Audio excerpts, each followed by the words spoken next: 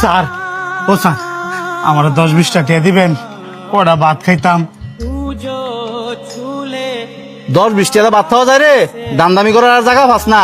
তোর যে শৈল, তুই যদি পরিশ্রম করস তাহলে তো ভালো ইনকাম করতে পারবি। স্যার, আমি তো আপনার কাছে ভিক্ষা চাইতাছি না, ওটা ভাত খাওয়ানোর লেগে টিয়া চাইছি। আপনি যদি টিয়া না দেন, আমার কটা ভাত খাওয়ার ব্যবস্থা করে দেন না স্যার।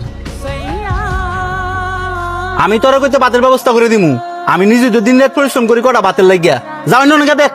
স্যার, এই অসল ফাওটা লইয়া শরীরটা আর মানতাছে না, এন্দা আবার প্রচন্ড খিদাও লাগছে।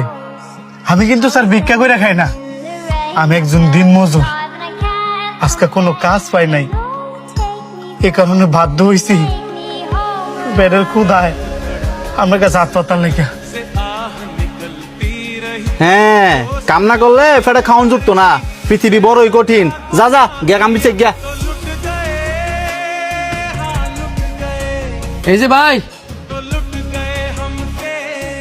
আপনি ওই এদিকে এদিকে।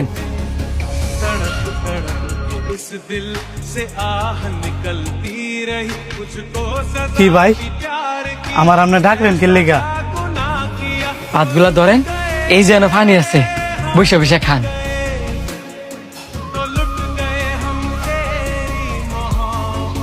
আমি কেমনে খাই?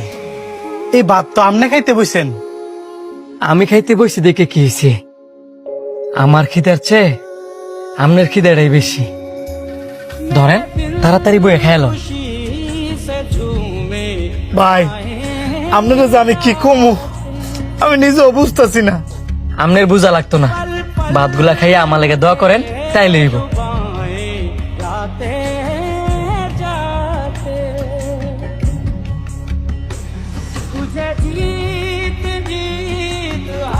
হয় শান্ত, এদিকে আয়।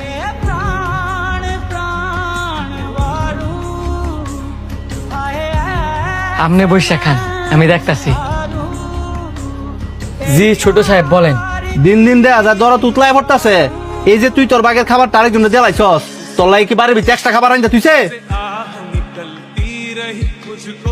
না ছোট সাহেব, ওই লোকটা তো আমার চেয়েও ক্ষুধার্ত, এই কারণে আমার বাগের খাবারটা ওই লোকটারে দিয়ে দিচ্ছি। আবার মুখ কথা কস? ভাতগুলা আয় করতে তুই কি ঘরের ভিতরে চাল কিনা তুই যাস? ছোট সাহেব, এত অহংকার ভালো না। আল্লাহ পাক আমনে ঘরে ধন সম্পদ দিছে ঠিকই, কিন্তু মন দিছে না। আমনে ঘরে এত ধন সম্পদ থাকলে কি হইব? মইরা গেলে গাতে এগুলা কিছুই কাজে লাগতো না। ওই যে লোকটা আপনার কাছে ভাত চাইছে, আপনি যদি কড়া ভাত খাওয়াইতেন, মইরা গেলে গা ওই লোকটার দোয়ারে আপনার কাজে লাগতো। এই যে আল্লাহ পাক আমনে ঘরে এত এত ধন সম্পদ দিছে, এগুলো তো মাত্র একটা পরীক্ষা। আল্লাহ পাক আমনে ঘরে এত এত ধন সম্পদ দিয়ে বিচার করে যে আমনে ঘর মনটা কেমন। একটা কথা কি জানেন ছোট সাহেব, ভাতটা হয়তো বা আমার ভাগের ছিল, কিন্তু রিজিকে ছিল ওই লোকটা, যে কারণে এই লোকটা এই ভাতগুলো খাইতেছে।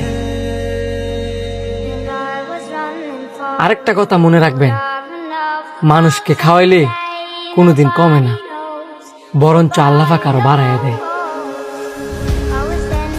আমি হয়তো বা সুডো মুখে আপনারা অনেকগুলা কথা শোনাইছি, ভুল হয়ে থাকলে মাফ করে দিন।